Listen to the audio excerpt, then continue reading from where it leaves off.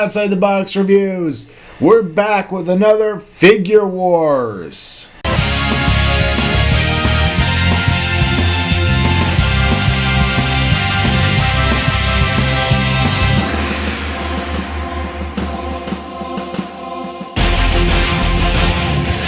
This time we are checking out Jason Voorhees, as depicted in Friday the 13th, the final chapter, the fourth movie in the Friday the 13th franchise. And we have on the left here, Mezco's Cinema of Fear Series 1, Jason Voorhees, and on the right, the two recently released NECA Friday the 13th figures in their new line, I guess, of figures. I did basically the same comparison back when the Part 3 Jason came out, and that one came down to a bit of a stalemate. Both figures were fine, but the Mezco one kind of was an all-in-one package, while the NECA one was better as individual pieces. And this is another one where I feel like I'm actually going to be very, very torn. The Mezco figure does have a lot of age on these NECA ones, and for that you have to give it some conceits as an older figure. But I can tell you right off the bat here, as I'm starting to record this review, I don't know which one I prefer, and maybe through the course of this review I will decide which version I like better. But starting off here, I really don't know. But let's kick things off and take a look at everybody's favorite hockey masked slasher, and look at the accessories they all come with. We'll start with the Cinema of Fear Mezco figure. And one of the things I love about the Mezco Cinema of Fear line were some of the huge accessories they came with. They were always incredibly impressive, especially in the earlier lines. And this is no exception. We get Pamela Voorhees' tombstone. How cool is this? It actually is a bit weighty. It has a great stone look to it. As of course the movie accurate little dedication on here. What a great piece for a Friday the 13th fan to have as like a diorama piece or anything. Really cool. And seeing in the next series they would give us the Jason Lives figure with the Jason Voorhees tombstone, they kind of kept something going there. It's so quintessential horror to have a tombstone and a grave, and I really do like it. The Mezco figure comes with a bloody axe. Pretty good looking. I like the kind of dirty metal look up here. It's a nice blood splatter on a nice deep red. Wood grain textured handle with some more blood splattering down it. It looks old. It looks dirty. It looks good. I really do like it. He also came with a cleaver. And once again, good. Nice black handle, a little blood splatter. Dirty looking blade. I don't really like how dirty the blade is. I do believe this was just pulled out of a kitchen in the movie, and I wouldn't want to prepare food with something this dirty even before the blood got on it, because this looks a little more than just bloody. This is just dirty, nasty. But even has a little hole up here at the top, it's a really good little cleaver. And honestly, it's perfect fodder even if you don't want to display it with the Mezco figure. If you get yourself a custom Part 5 Roy, this goes with him as well, pretty much. I think he used one in the movie, so it can be a nice accessory. Now, this is another one of those figures that really emphasizes my whole outside-the-box reviews mentality and my whole concept of I don't always have all the parts to a figure because I do buy used a fair amount of the time when I can, when it's not a new figure. And I got this figure for $5 on the Mezco forums of all things, and he was theoretically complete, but the person sending him out, I don't think they knew what this figure came with or really cared. So two of the accessories I didn't really get. Now, I did get a machete, and he did originally come with a machete, but I was later informed that this is actually a Part 6 machete from the second wave of Mezco. It is the exact same one that comes with Jason Lives, and not the one that should come with this figure. But he did come with a machete, so I'm not going to go into detail on this one. I've actually already reviewed this machete, so not the one that this figure has. And then he also came with a hacksaw that he uses to kill the guy in the morgue at the beginning of the movie. I really wish I would have gotten that. That would have been really cool. They sent me one from Hellraiser, one of Pinhead's little tools from the NECA figure. So I got a hacksaw, it's just not the right hacksaw. So unfortunately, I'm not going to be able to review those two pieces for you. And I've never actually seen the hacksaw in person, but At least I have a machete with him, his own machete to put in his hand, and I'm not horribly disappointed. For $5 you get what you get, and this is a hard to find figure anyway, and I'm sure I'll get into that a little later on. Each of the NECA figures comes with its own machete. You have the clean one for the regular version and the bloody one for the battle damage. They're both the same machete, so I'll just review one. We'll go with this one just so I can review the bloody pattern on it, which is a nice bloody pattern. It's decently done. It's just kind of generalized blood. There's a nice silver to the blade itself. You have the black handle, which has a nice curve to it, some rivets in there. It's what you'd expect from a machete. The clean version comes with a little knife here. Pretty simple, as a wood green looking handle, some more rivets, silver blade, bloody as hell. It's what Jason needs. This I have a little trouble fitting into his hand. It kind of wobbles around a little bit, but if you get it just right, he will hold it just fine, both upwards and in a downward stabbing pose. However, I have to say, this is not a weapon that I really associate with Jason. I don't really even remember which kill it was. I'm sure if I went online I could find out real quick, but I'm going to be lazy and not look it up. But this isn't really a weapon that I think of. This is a Michael Myers weapon to me. A knife is Michael Myers. Jason, you got to get the big implements of destruction, or if nothing else, the corkscrew. We need the corkscrew. Come on, that was the iconic kill of this movie, I think. Hey, Teddy, where's the corkscrew? Bam! Yeah, gone. Awesome. That would have been a cool weapon, and it wouldn't have been a whole lot smaller than this. The battle damage version comes with its own axe. Now, this is probably supposed to be this same axe, and I kind of like Mezco's more, even if it's less realistic looking. This one's just too clean. It's very, very shiny. The wood color isn't really great. There's not much texture on the handle. It's kind of just a meh axe. The Mezco one, I think, by comparison, is much cooler and much more brutal looking. So, already right here, I'm going to say Mezco wins this one. This axe just doesn't do anything for me. On to Sculpt, starting off with the Mezco figure, and I always talk about with these Mezco figures how it's a bit more stylized. However, I don't think this guy's all that stylized. I think he's pretty movie accurate, at least for the most part, especially with the hockey mask on.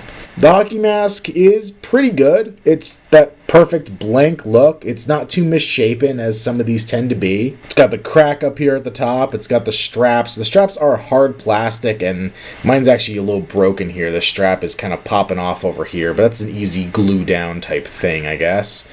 But, you know, if you don't want your figure to break, it's something to be a little concerned about. He has his shirt on, some nice texture, wrinkles, all that good stuff. It's splitting down here at the bottom. This is all hard plastic. You can see his neck is sculpted down here. We'll get into the head in a bit.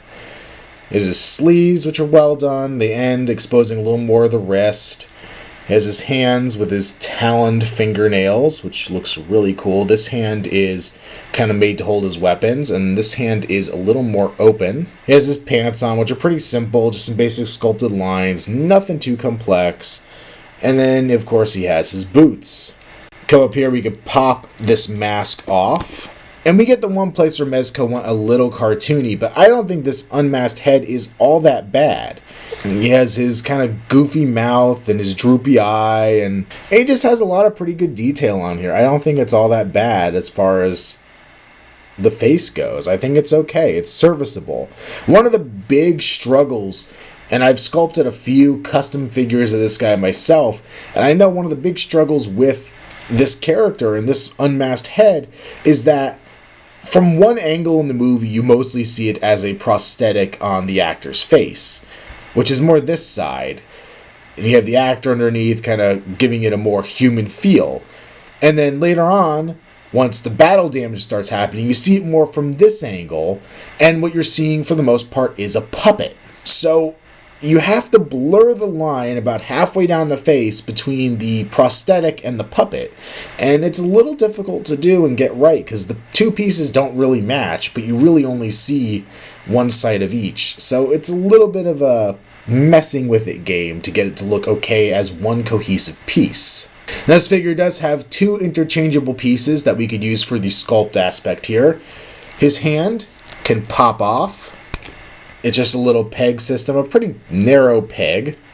And we could pop on a very similar hand, but this one has the cut in it from when he's cut, basically. You could take your machete and you could wedge that down into the hand. So now you have your battle-damaged Jason. Now, I don't really ever display him with the machete in his hand, but I do like to just have this hand on there so you can kind of have the scene where he's looking at his mangled arm.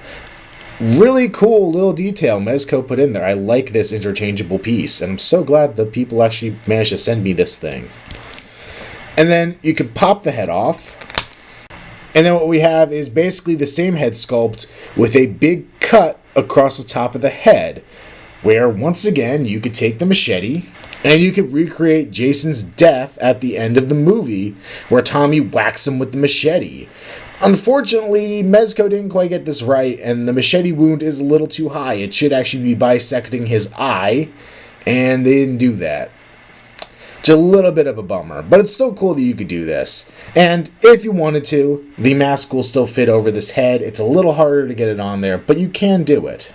Now, somewhat disappointingly, what NECA's kind of given us here is a repaint. It's basically the Part 3 Jason that they already gave us, with some slight tweaks to it.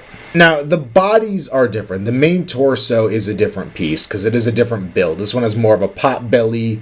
This one's a little bulkier. It has the big hump on the back. We don't get that with this new body mold. So the body itself is different.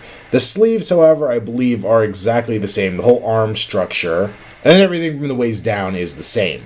However, if it's not broke, don't fix it. We do have some nicely sculpted pockets, the soft rubber shirt that NECA's been using a lot to help with articulation. We also do have the split down the bottom, just like on the other figure. The arms are well done. We have the little split up here where the button is. The hands on this figure are unique. They are very veiny, very cool looking. And he does, of course, have his fingernails from the movie. He had very long fingernails in Part 4. Lower torso, some basically done pants, nothing too phenomenal, and some decent shoes. From a sculpt perspective, NECA actually gave us the same mask twice with these figures. There's no difference between the normal clean version and the bloody variant. It's the same sculpt. We have the crack up here at the top. It's all that kind of soft rubber, but not quite as soft as the Part 3. So it feels like NECA has actually corrected some of the issues with warpage. I saw a few of these, and most of them looked pretty good in package. I picked the best ones I could find, and it really wasn't too big of a competition. It wasn't like the Part 3, where a lot of them were really, really wonky. But you have the rivets on here, all the correct holes, the straps on the back are also plastic. We have sculpted in buckles on the back here. One downside is where they connect to the mask, especially on this version, some of them are a little off at the angles, so the straps are kind of going in weird directions. Pop the mask off, we have the unmasked head. I do like the Mezco one, but I think this one definitely wins for movie accuracy and menace. This side here, I think, just looks really good, really well sculpted. This side's a little goofy, but not too bad. It still works really well for the character, which is important. This version has a closed mouth, a lot of wrinkles, a lot of just deformed looking stuff all over the head, a great head shape. You get a better look at that cut across the top of the head. Everything you need in your Part 4 Jason head. Now, if we bring in the damaged version, it's a completely different sculpt. We now have an open mouth. I believe they did that with the Part 3 figure as well, an open and closed variant to the mouth as well, which kind of is nice.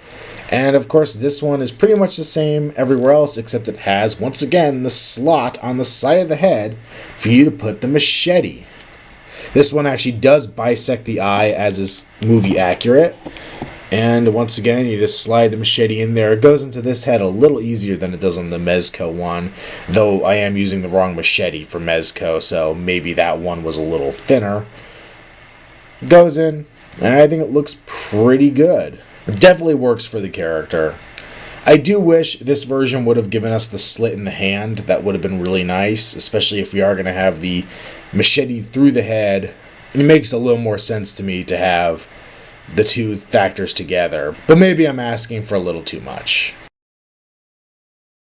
For paint, I think Mezco's done a pretty good job. He has a very dark green for his shirt, a pretty intense brown for his pants, I think a little too brown. His shoes are just flat black, no real detail there. But there is some nice weathering paint shading on his pants and on his shirt. He has a very red splotch of blood down here at the lower part of his shirt. I don't like the location, and I don't like how bright it is. It's a little too much. They gave him an okay flesh tone for the hands. He has the black nails that are movie accurate. With the two different hands, we get different blood splatters. This one, of course, has blood around where the wound is, which is good. That's how it should be. And for the non-damaged hand, he just kind of has a splatter across the palm of the hand, which I guess serves to be like he's been dealing with his bloody victims and just got blood all over him. The mask is kind of a nice off-white, has some brown shading on it. As is accurate to this movie, he's missing most of the chevron up at the top and no chevrons down here. This is more the end of the movie version. Good spattering of blood across the top where the cut is. The head underneath is okay, decent skin tone, more dark shading. It's pretty inconsistent. It's really heavy over here and pretty light across the rest of the head. It's got some big red lips on him, some white teeth sticking out. Very much done in kind of bold, bright chunks. It reminds me of kind of comic book art or something like that. It's not done to be super realistic. It's done to be almost a caricature. But I like it. I do like Mezco's style. They might do stylized, but I like the style they go with. So I can't complain about it too much, to be honest with you. The battle damaged head is more the same, but we have a brilliant, huge splattering of red across the side of his head. It's painted inside of the gash, just all over, bright red, dripping down. I think they did a good job, and I think with the machete in there, it looks really good. Neca's version is toned down in pretty much every way. The shirt is a more muted green. It has some dark shading in it as well. The pants, a more muted, almost khaki. More dark shading in there, which brings out a lot of good details. The shoes are flat black, but there are some silver rivets on it. And maybe a little brown shading. It's hard to see. The hands is something I have a problem with. The pegs up here that's part of the arm sculpt are pretty just clean, and the hands themselves get very dirty. And for all the dirt and grime on these hands, the nails are pure flesh tone. I'm probably going to go in and paint these myself because to me that was one of the iconic things of this Jason was his dark black fingernails, and a little disappointed that Neca did not give them to us. Up on the mask, this is the clean version, so he actually has the chevrons from the beginning of the movie. You see the one across the top is halfway gone, but there's the ghost of the rest of it on there. And then this one is partially rubbed away, once again the little hint of the rest of it there, and this one is intact. Some nice silver on the rivets on the mask, and the entire mask is another off-white with some dark splatterings on it to make it look like it's been worn and used. Another great splash of red up here at the cut, though it doesn't quite go to the edge, which is a little bit of a bummer. And almost like a trickling of blood coming out of it, coming down over to the eye, which is really nice. Take that mask off, and we do have a much more movie-accurate head paint than the other one. The eyes look more glossy and glazed over. The reds are much more muted. Once again, muted is the color palette they went with. His skin almost has more of a deeper skin tone and more orangey skin tone. Some more dark shading in there. One disappointment I have, though, is the red on here really doesn't come across much. There's not a whole lot of blood on his head, and it looks very thin and wiped away, which is really more of a problem on the other version. The damaged version has blood splattered across his chest, but it's very, very dark and hard to see. There's blood stains, I guess, on his pants, but they could just be dirt. It's really hard to tell the difference on this design. Kind of a real letdown. The mask, this one is missing the two lower chevrons. There is the hint of them being there, but they're no longer painted. And across the top, there's not even the hint of the rest of this top chevron. It's just the one side. So this is more in key to what we got from Mezco. On this version, the blood splatter goes all the way to the edge of the crack, which I like. It's probably just a paint difference between the two I have, but I do prefer the way this one's painted. Take it off, same everywhere, but the blood splatter around this gash in the head, it just isn't brilliant enough. I really wish Neca would have slathered on the bright red bloody paint, and I feel like they just went too dark with all this. It doesn't look right to me. I don't really care for it. For articulation, Mezco has a ball joint at the base of the neck. Pin and socket shoulders, they don't go out a ton, but they do go out a decent amount. You can also swivel them all the way around. Single joint at the elbow, but you do get a good far bend past 90 degrees on it, which is nice. He swivels at the wrist as well as bends. It's a multi-jointed piece there with that peg. He has a ball joint at the waist. It's hindered by his clothing, but it's there and it works. And this was Series 1 of Cinema of Fear, so they tried leg articulation. He has a V-cut at the crotch and a bend at the knee. There's nothing else here, and you really can't get him into many other stances where he's actually standing. You just kind of have to put him with his knees bent, and it's kind of just an awkward pose you have to put him in.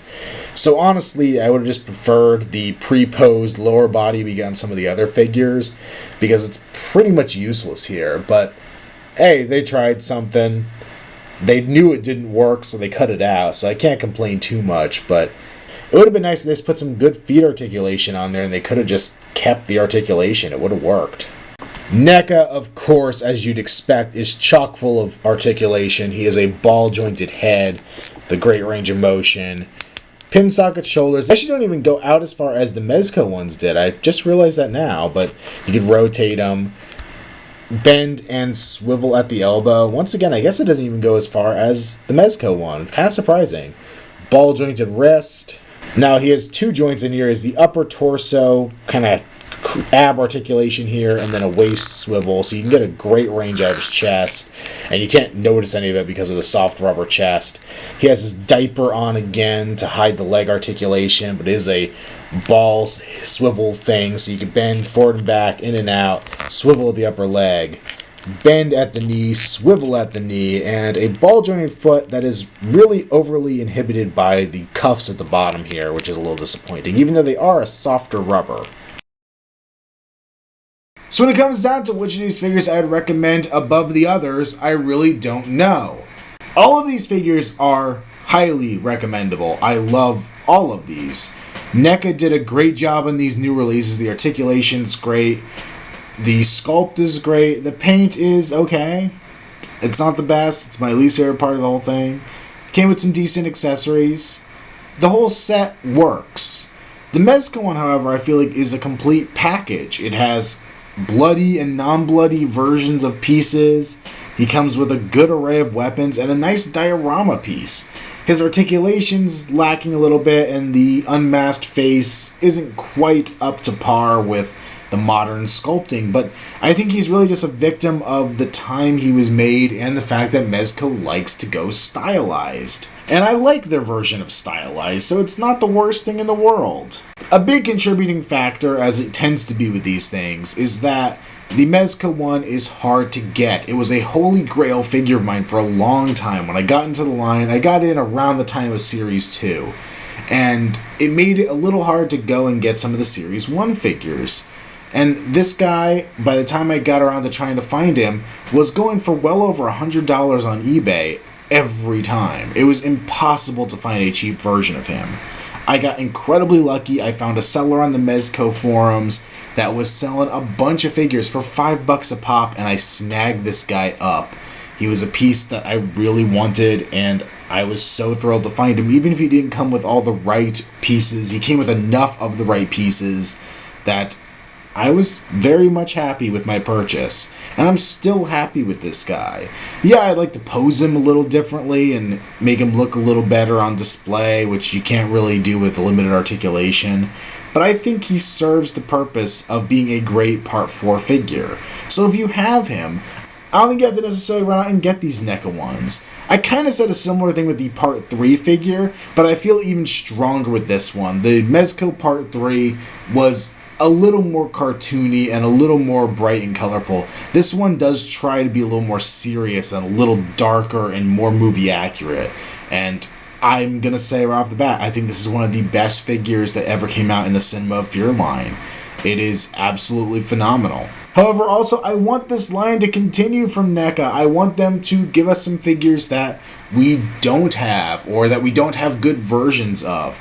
I really think that beyond the two figures that NECA's already done and a Part 6, most of the other Jasons haven't really gotten the treatment they deserve. I would love a Part 8. I would love a Roy from Part 5.